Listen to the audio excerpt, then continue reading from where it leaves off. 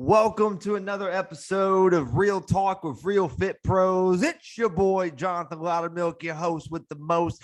And I've got a damn good show lined up for you. And as always, I've got my business partner and most importantly, my good friend, Mark, the Fitness Ninja Zalmanoff here, as always, helping me steer the ship. And we've got a special guest today who is near and dear to both our hearts that we've watched this year go out and truly get what he's worth. And I'm excited to share his story. But with that being said, I'm going to pass off the baton to Mark. First of all, how are you, sir? I'm great, man. You know, breathing fresh air. Fresh air ain't going to get me down here. We like to constantly remind you we live in Texas and how it's the best place in the world. You know, we got that moronic variant out there somewhere that all of a sudden is magically appearing with no actual testing for it. Oh, dude, we are going to do a tinfoil episode soon. Now I'm excited because you mentioned it earlier, and now I want to do one. We'll watch one for 2022. Fun fact about Mark Zalmanoff, I love conspiracy theories. So just so you guys know that. All right. Today's guest is another fellow fitness professional. He considers himself a late bloomer in health and fitness and life, but isn't that all of us? A decade ago, he weighed 248.2 pounds. He knows it down to the ounce. It was the unhealthiest point of his life. It affected everything, as we all know. But shortly after his youngest son, Zach, was born 11 years ago, he lost 70 pounds, which is phenomenal, with the help of a trainer, and it transformed his life, obviously. Changed careers and passions 3 years ago at the age of 47 after spending 26 years as a sports writer. In May of 2018, he officially became a certified personal trainer. In March of 2020, the scamdemic hit. I said scamdemic. And the country shut down, as we all know. And he utilized this to his advantage to become an entrepreneur and his own boss, which I know, personally speaking, people that did that are thriving right now. So 2 years later, his business, Fernandez Fit, is alive and growing. He's been married to his wife, Shelly, for 16 years. He has 3 boys and a 5-year-old hound. I love hounds. Does he like howl too? Some that deep howl. Yeah, I love it. I love it. Absolutely. Absolutely. This gentleman, he is a good human being, and John and I have had the honor of working with him over the past several months and just kind of watching him blossom into his career. And it's a pleasure to have you on. So, ladies and gentlemen, Victor Fernandez, welcome to the show, sir. Appreciate it, guys. And I don't know how to follow that up with that intro. That was spectacular. That was on point. Mark, we'll do this for you at parties for a nominal fee. You know, where he'll basically go in and just introduce you before you walk into rooms. We'll have to talk about that off camera and see what we can arrange. All right, Victor. So, you know, we always start the show with a story. So what you got for us, sir? Well, I know for me, and I think you mentioned it, 248.2 is a number that is permanently seared in my mind because that's what I was at my heaviest about a decade ago. And you think about it, I was in my mid to late 30s at the time, and I felt much, much older. And frankly, I mean, I was a jerk. I was a jerk in every aspect that you can be.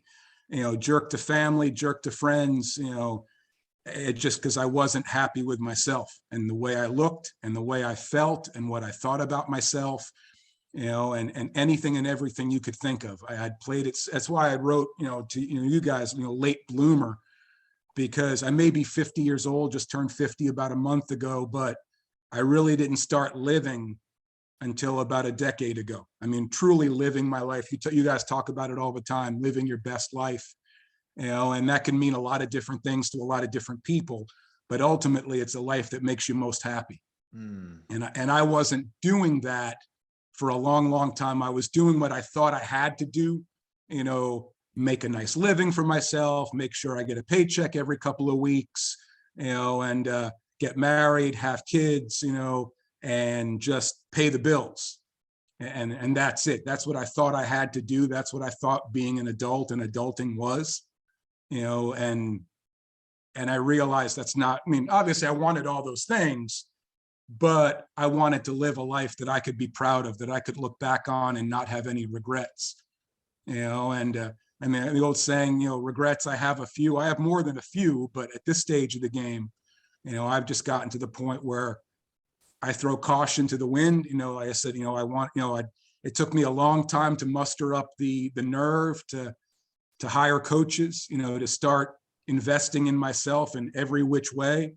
But when I, signed up with a coach about a decade ago, and Allie was great, and 5'0" 100 nothing, but she kicked my ass up and down the gym and made sure I stayed on task and looking ahead to what I needed to do, and realized that I could be more. I could be a better father. I could be a better husband. I could be a better human being, better at everything I do, better at everything I want to do, and ever since then, that's what I've tried to follow. And it hasn't always been perfect. It hasn't always gone the way I envisioned it would, but in a lot of instances, it's gone even better than I thought it would, just like right now. I mean, who would have thought I'd be running my own business, on this podcast with you guys, and trying to do more than just the best I can. All right, great show. So yeah, so we just went from 0 to 100. I love it. Which is awesome. So, all right, Mark, I already know you got your question. I'm getting first because you asked good questions. So I'm gonna get mine in first. So you like something that I heard in what you just shared, Victor, is we have this expectation that we put on ourselves that we need to be at a certain place by a certain date within our life. I was actually listening to a podcast episode today, and then funny enough, you brought this up today on what we're doing. So I would love to hear your perspective and mindset around that with all the families that you're helping and serving. And, you obviously going through this experience yourself, what are your thoughts and viewpoints on that whole ideology of like, we have to be here by this set date in our life, or we put all this pressure on ourselves that we're not successful or fit enough or whatever that may be? I think too often we compare ourselves to others out there. We see others, out there doing things we want to do that we, really, deep down inside want to do, but don't have the confidence, the motivation, whatever it may be, the guidance to make it happen. And when you always hear people say, I want to do this by the time I'm 30. I want to do this by the time I'm 40. And when you don't, you feel like an absolute failure because you didn't reach that arbitrary goal, when in fact, maybe that wasn't the right goal for you in the first place. Maybe you were intended to do something different, something better. I know when I first started working with a trainer and starting to get healthy, I would say the same things that everyone says. It says to Mark, to you and I, and Jonathan, to you as well. I want to lose weight. I want to build muscle. I want to look good. I want to be able to go to the beach and take my shirt off and be confident in how I look. And then you start to realize as time goes by that there's a hell of a lot more to it than that. I never once thought become a fitness trainer. I never once thought, start my own business. That was just never a thought in my mind. But then you start to realize, what, maybe those weren't the goal. Maybe that was just the starting point. Maybe there's more to it than that. And you know what? It doesn't matter if I make it at 30, 40, or in my case, 50. The goal, the idea and the goal is to make it happen and to do it not just the best you can, but the best, in your mind, what the best may be.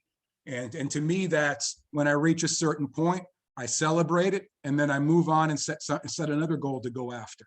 You don't rest on your laurels, and ultimately you're just not afraid. I think that was a big thing for me is, I was afraid to accomplish things. It was easier to just make excuses as to why I didn't do something at 30, at 40, whatever, than it is to actually go after it and make it happen. And if you don't, so what? You try again. You learn from it and try again. And so that's the way I look at it. It's been a complete mindset change. That's why I tell my clients all the time, they may call it physical fitness, but it's so much more mental and emotional than physical. I mean, it really is, because without your mindset, without your mind in it, without your heart, your mind dialed in, your heart dialed in, the rest of it really doesn't matter, because you won't follow through on it because you just don't believe in what you're doing. You mentioned something interesting about like fearing being successful, basically. And I don't think, we always talk about fear of failure. Everyone knows that feeling because we've all failed at something and all that comes with it. But there's definitely a fear of success. Where do you think that comes from? I think people realizing that it's safer to set your bar low and accomplish that and be comfortable with that than it is to raise the bar. And we talk about it all the time in Fit Pro Collective, raise the bar to an uncomfortable level. A level where, if it doesn't make you afraid, if it doesn't make certain cheeks pucker, as you say, Mark, then you're not thinking big enough. You're not aiming high enough. And I think that's what it comes down to. I think we set, so many of us set the bar so low when we accomplish something, we're happy about it. But deep down inside, we know there's more there, and we've just really scratched the surface. I could have just stayed, and maybe it took the pandemic for me to realize this, but I could have just stayed as a fitness trainer in a gym, training people one-on-one, getting my cut, handing over, to the company, a healthy cut of it, way too much if you ask me, and back then I could have been content with that, but then, learning from you guys, learning from coaches I've had in the past, and learning from, fellow, fitness and health professionals who are doing what, who have accomplished what I'm trying to do. I've realized that's simply not enough. If you're not aiming high enough, what's the point? You really, you want to get to a point where it's like, damn, I did that, and feel truly proud of yourself, and then go try to exceed that, go hit the next bar. Man, I'm starting to hear a theme, Mark. So for y'all listening, this is our third episode in a row, and we got one more that we're doing all in one day, right? So I'm hearing this theme of guests that we're having on today. They're all super successful. You obviously included in that, Victor. Is those people have gone from I need to have this by this date mindset, and they're just focused on growth. As long as they're growing, then that's how they know they're moving in the right direction. And then lo and behold, they have all these wins and accolades that they're stacking along. And it actually brings me back to one of my favorite movie quotes of all time. This is where I get to be a little bit of a nerd with you. Is I remember when, I can't remember which one it was. It was one of the Lord of the Rings movies where Gandalf is off doing Gandalf shit. They don't know what he's doing. He's going to Minas Tirith or whatever he's doing. And I remember he got to the meeting and they're going, "Hey, you're late. Where have you been?" He looks at him and goes, "A wizard is never late. A wizard arrives precisely when he means to." And I really like that, because I think when we adopt that attitude of like, look, I'm going to get to where I want to get to. The question is how fast am I going to get there? It just changes the mentality with everything. Yeah, I dig it. So Victor, let's go back. I am curious about 248.2. So obviously something, we all have this point, this turning point where something happens in our lives and you go, all right, that's enough. Now, granted, not everyone has that, but people who are successful definitely have those moments. Mm-hmm. So what was it about that number? What was happening at that time that caused you to really take stock in your life and analyze what you were doing and encourage you to change? I was being a spectator instead of an active participant in my own family's life together. I mean, especially my kids. Having, spent the majority of my adult years in Northwest Pennsylvania, where, it snows as often as the sun shines in Texas. Texas, you get a little cloudy, maybe a little rain for, a couple of weeks in July, where that's when we get our summer up there in PA. The rest of it is just winter.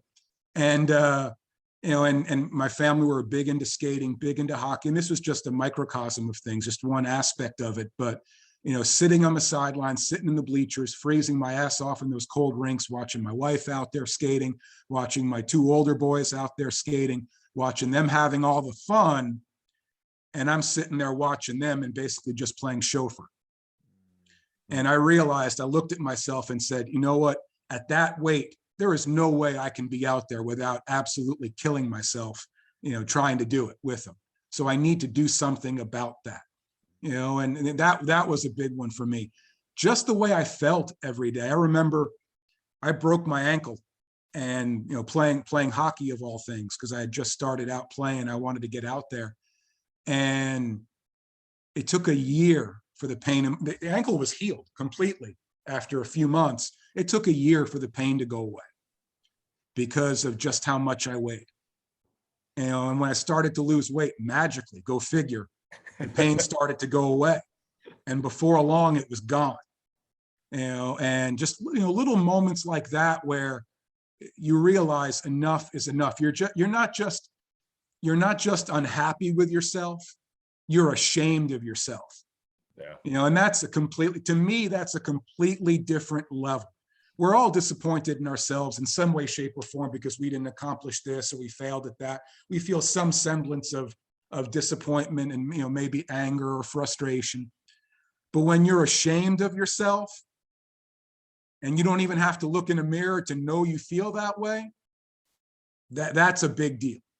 And when you have moments like that, when you're sitting on the sidelines and you're like, man, if I just did something about it, I could be out there with them having fun instead of watching them have all the fun. I could wake up in the morning and not feel like I'm 150 years old.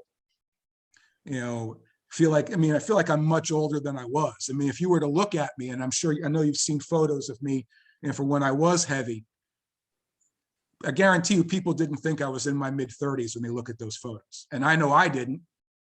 So, those were just a couple of different examples, but there were a lot of moments that became one big aha moment. Then I realized, you know what, if I don't do anything about it now, it's going to be a real problem. And then when my youngest son was born, that was it. It got to a point where you start thinking in the way, in a manner of life and death.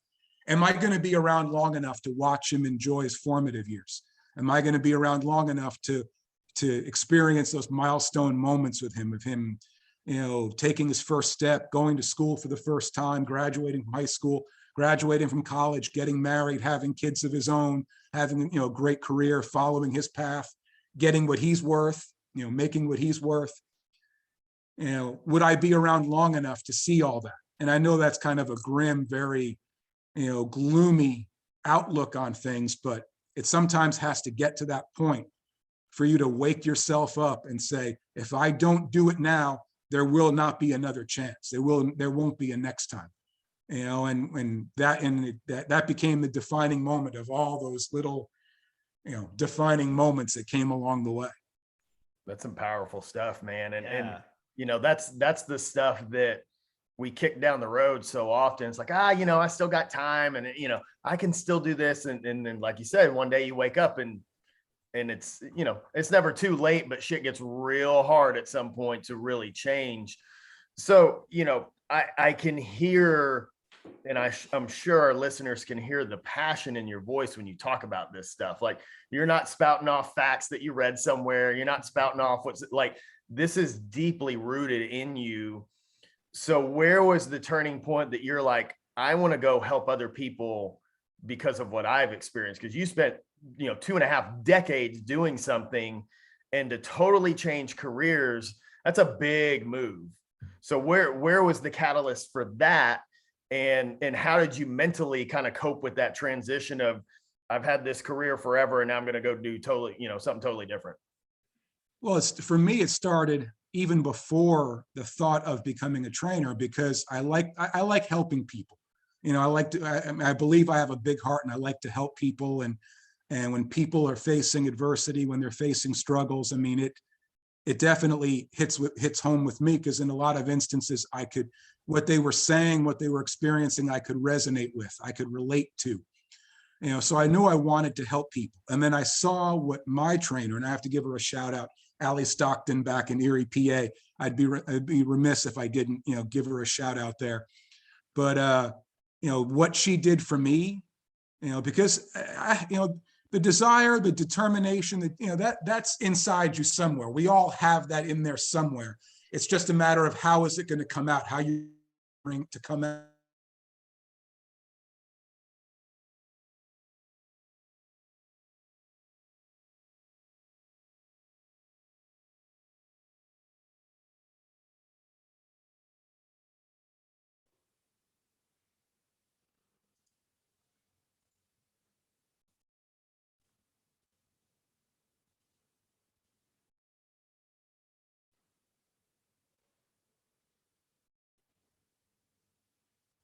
Whoop.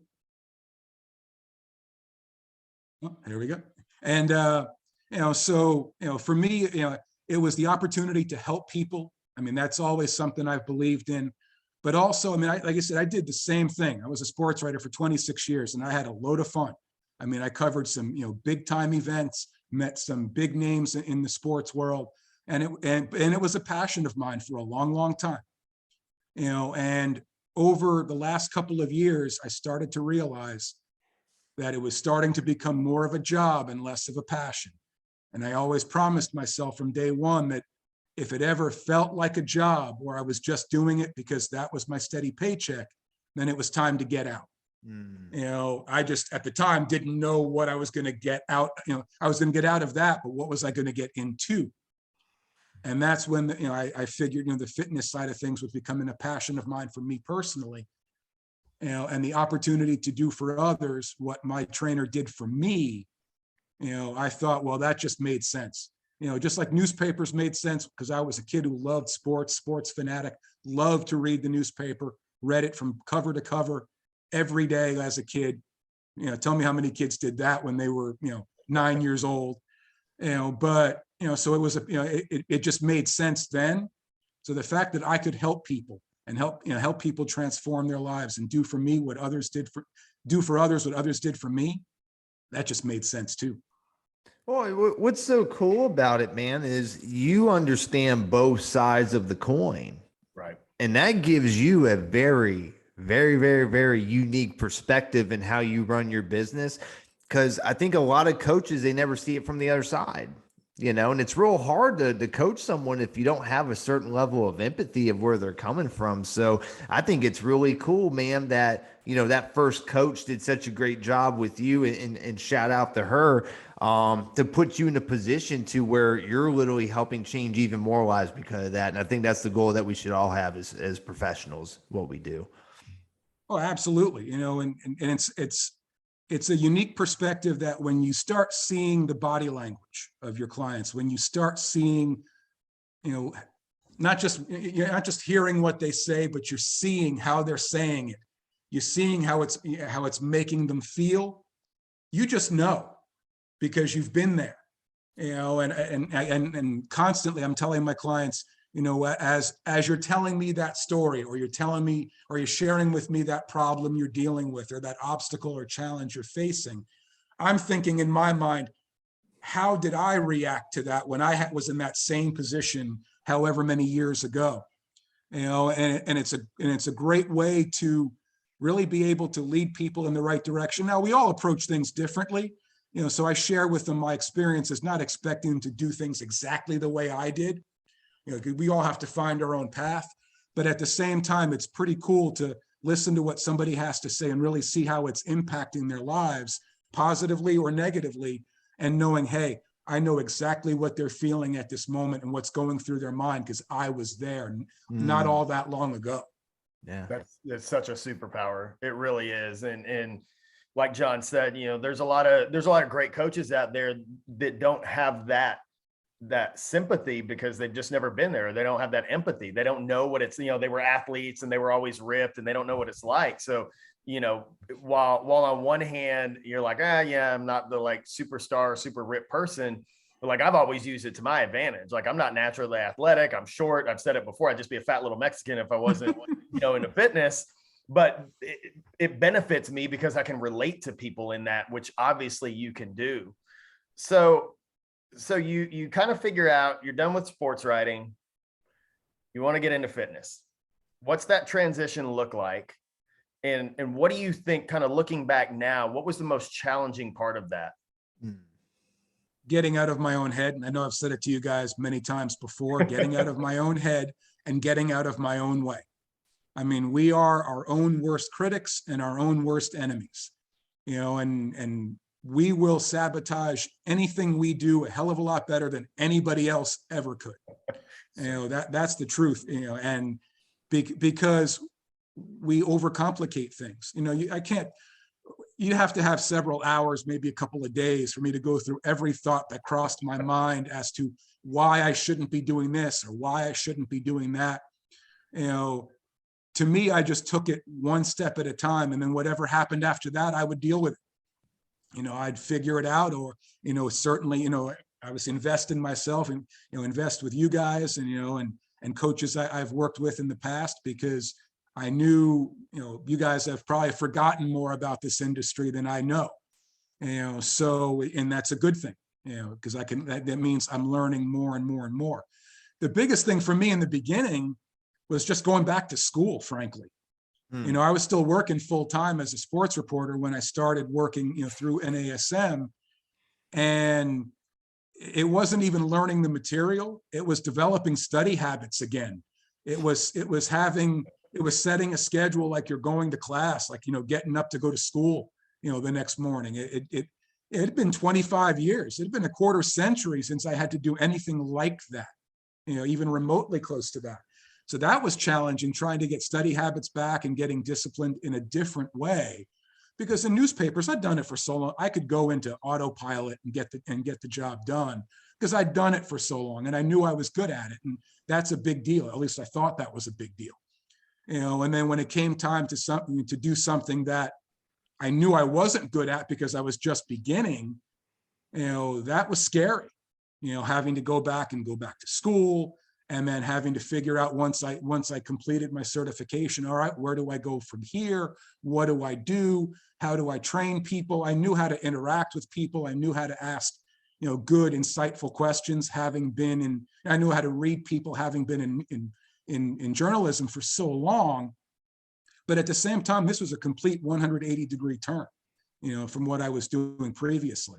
And that was scary as hell at any age, much less at my age. And then you factor in, you have a wife and kids to support, and you're entering an industry that we all know is very unpredictable. And you have your ups and downs, your ebbs and flows, as opposed to newspapers where pretty much, I made the same pay for 10 years straight. I knew exactly what my paycheck was going to be every 2 weeks.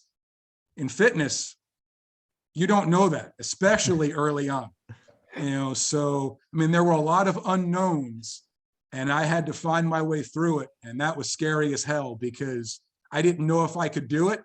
I just knew that I wanted to do it, and I needed to do it, if for nobody else, but for myself. So I'm curious, like you said, you had a wife and kids. So what did your wife think of this? She's very supportive. She always has been. And I'm sure in the back of her mind somewhere, where she didn't want to visit and she didn't want to tell me about, that she was scared out of her mind, because, like I said before, you're not talking about a steady paycheck per se, especially early on, and let's face it, I took a pay cut in essence to do what I was doing.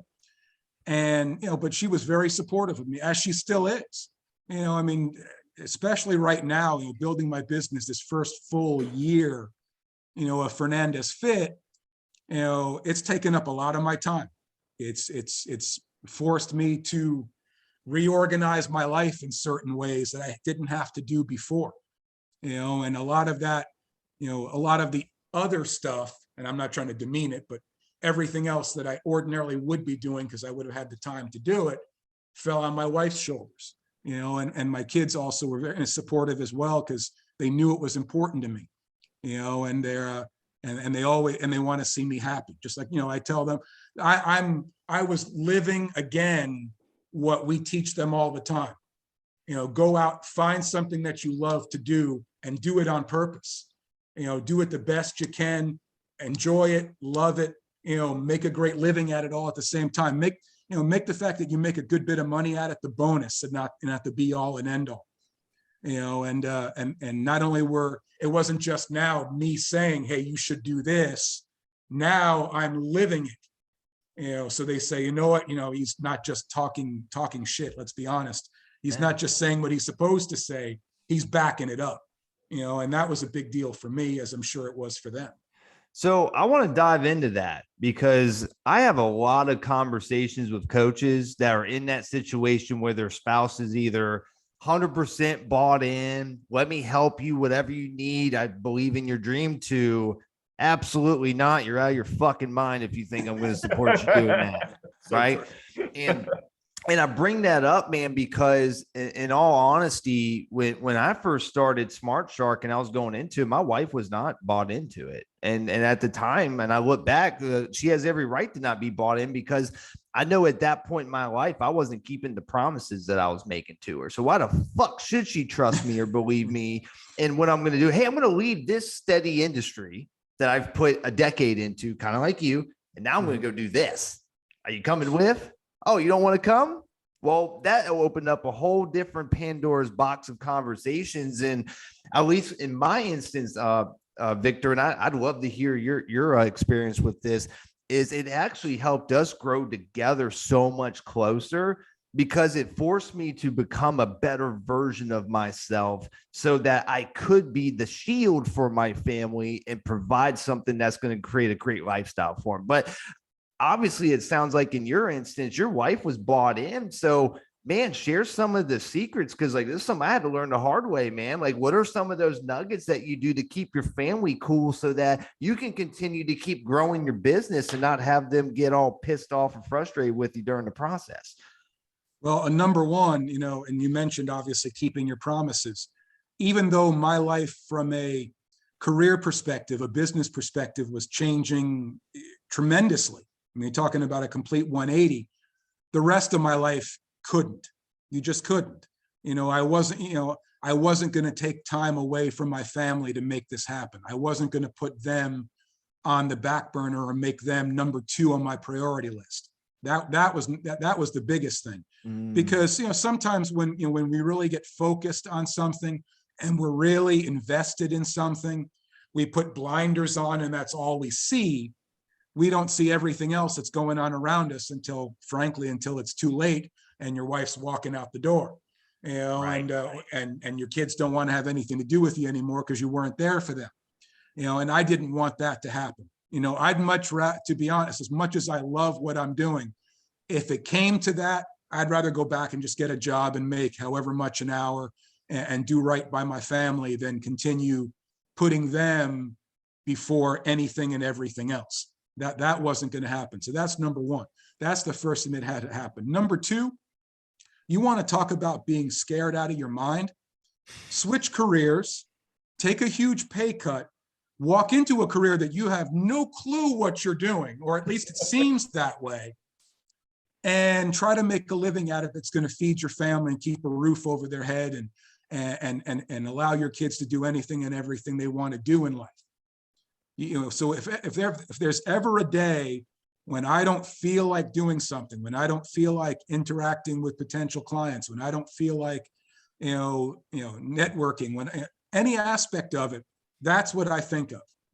Because if the business drops off and I'm not making any money to support my family, there's no worse feeling in the world as far as I'm concerned, because that's number one on my list is my family. That's the most important thing. So those are the two main aspects of it. And yeah, you have to have a supportive family. It doesn't work without them.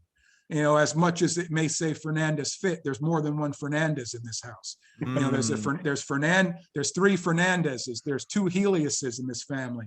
There's a tulip in this family, and and no one is more important than the other. We're all equal and we're all 100% important to each other. And that's the ultimate goal, is that we're all happy, and even for all of us, it was twofold for me. It wasn't just, we decided, it isn't good enough to go just start a business and do something that I have no idea what I'm doing, but I'm going to do it anyway.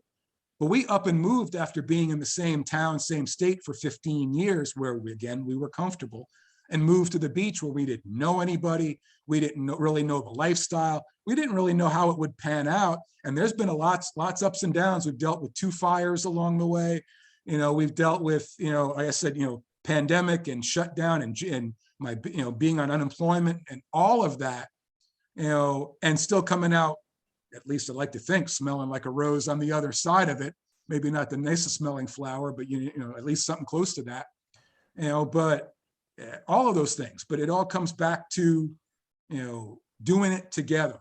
Because if we weren't doing it together as a family, I mean, you guys all know, it just wouldn't work. We wouldn't be successful in any way, shape, or form. I hope y'all taking notes. Victor just gave y'all the fucking game if you're dealing with spouse issues. I promise you. I Yeah. promise you. Like we can end the episode right there and I'll be fine with it. You know, you can hear the clarity that you have and speak with of who you are, what's important in this world to you, and how you operate. Like it oozes out of you. And it's no wonder that you're having success, and it's no wonder that you're enjoying the process and loving what you do and getting results from your clients, because it's literally how you as a human being operate. And there's not enough people in the world doing things like you're doing it. So, you know, And I wish it's awesome. I wish I could say it was easy, and I wish I could say that, you know, and you mentioned obviously, you know, knowing, you know, I don't know it all by any stretch of the imagination. So that's what I've learned along the way from the many, many countless mistakes that I've made along the way and hopefully learned from, because it's still a work in progress. And I'm not just talking about the business. I'm talking about me, you know, me as a human being, me as a father, me as a husband, because if I stop learning right now just because I've learned a lot, or because I'm 50 and I'm hopefully just only halfway through my life, you know, then I'm not growing anymore.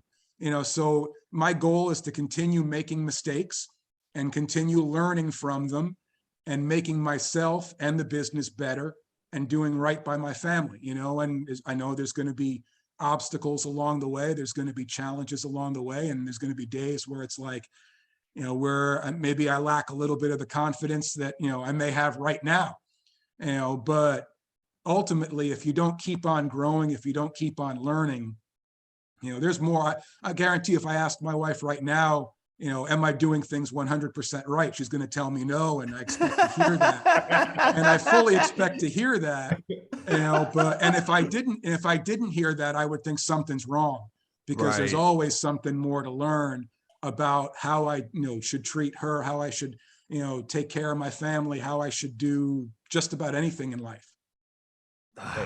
So refreshing to just see leadership, man. And in a world with, once again, we can do a separate episode on this part. The whole masculinity thing about what it is to be a man. You got Sigma Alphas and Alpha Omega. I don't fucking know. They're making up fucking names to make themselves feel manly. You want to know what a man looks like? It's fucking Victor. Yeah. What you just described is my definition of what being a fucking man is nowadays, and we need more of them. And by the way, women, you can do this too. Doesn't have to be gender specific. Leaders are leaders.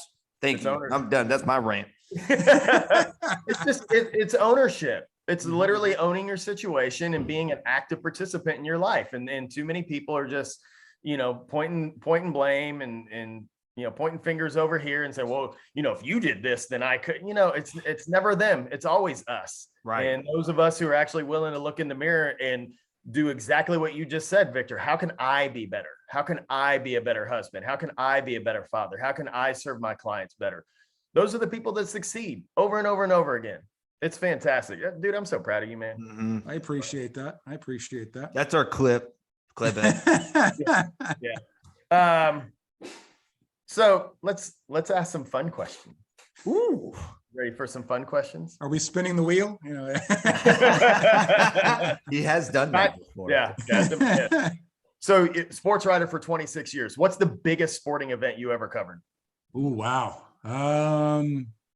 I'd have to say, since, you know, we are a big hockey family, both of my oldest boys played hockey through youth and high school. I played rec league hockey, huge hockey fan.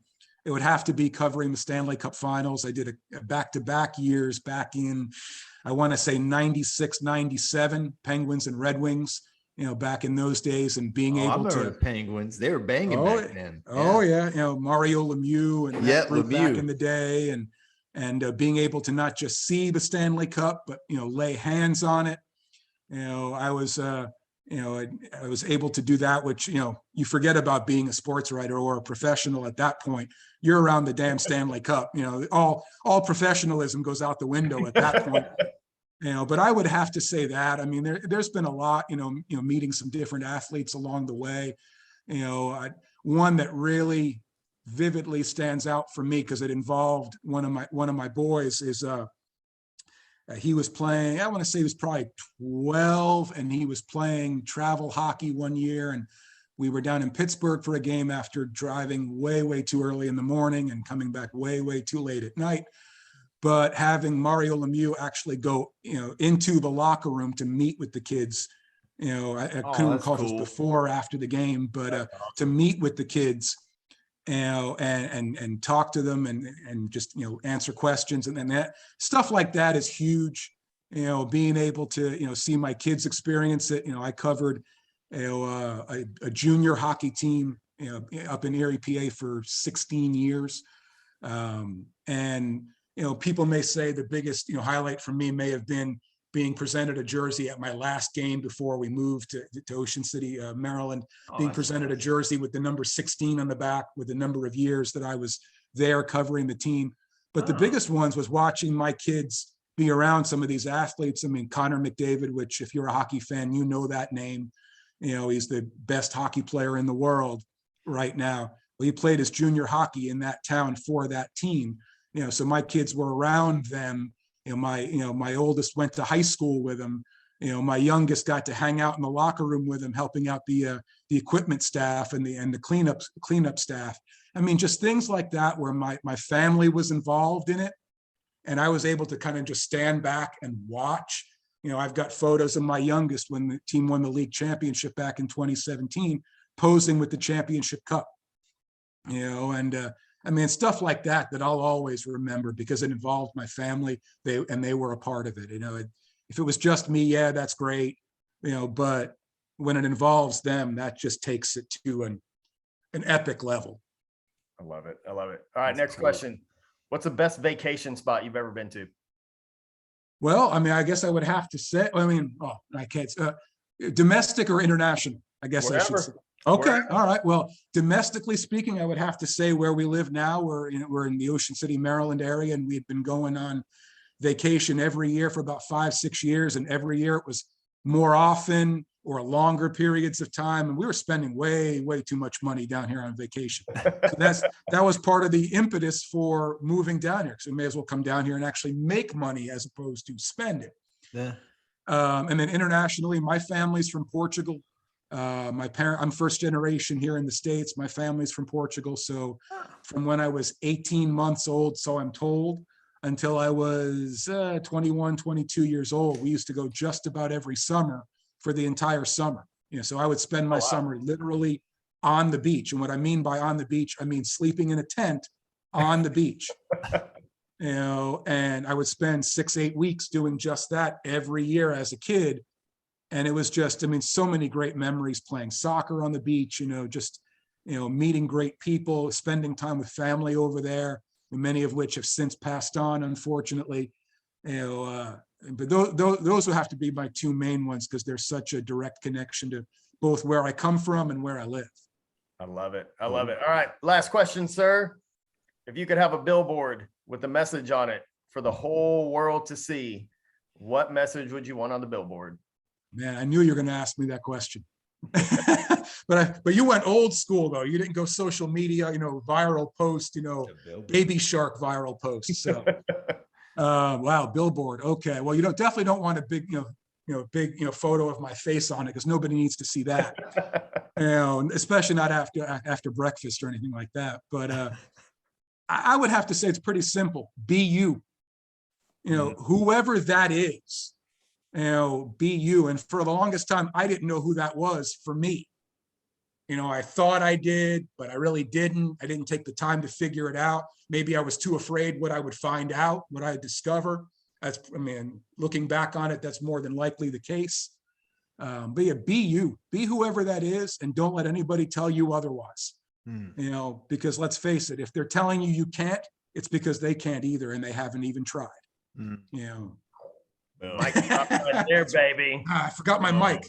Love it. Dude, you are awesome. Again, it's been such a pleasure watching you grow, and I know that you are going to continue to change more lives, make more impact because your heart's in the right place. Like you have all the right intention with everything you do in this business, and people like you succeed. Simple as that. I So tell the appreciate it. people where they can find out more about you, where they can follow you, all that good stuff. Well, I mean, I may as well go full on Mark Zalmanoff with this and give him my cell phone number, because it's out there. It's been out there probably just about as long as yours. 814-504-7774. I will respond, like Mark says. I won't ghost you. Email is ocmdfernandezfit@gmail.com. I've got 2 Facebook accounts, but if you look up Victor Fernandez, I think it's Victor Fernandez 123 is the way it's listed. On Facebook, there's Fernandez Fit LLC is my business page. Same thing for my Instagram account. I know I'm probably missing something out there, as well. We'll have it in the show notes. That's right. Healthy Bodies, Healthy Families Facebook group. I could go on and on. We probably need another show just for that. But those are the main ones. We'll start there. Perfect. Dude, thank you so much for your time. Thank you for sharing your story. Again, people need to hear these things, and especially in this business, we know it's hard. We know it's difficult sometimes. And there's something that you said today that somebody's going to hear, and the light bulb's going to go off, and it's going to be the pivoting point in their life. So that's why we bring people like you on this show, because we know it will change lives somewhere in the near future. And if you're listening to this, like I said, I hope you're taking some notes. Drop the bomb on family dynamics and being a fucking man and owning your shit. And I love it. So with that being said, John, take us on home, baby. Be like Victor Fernandez and go get what you worth, damn it. Yeah. Yeah. Damn good episode. Damn good. Like and subscribe.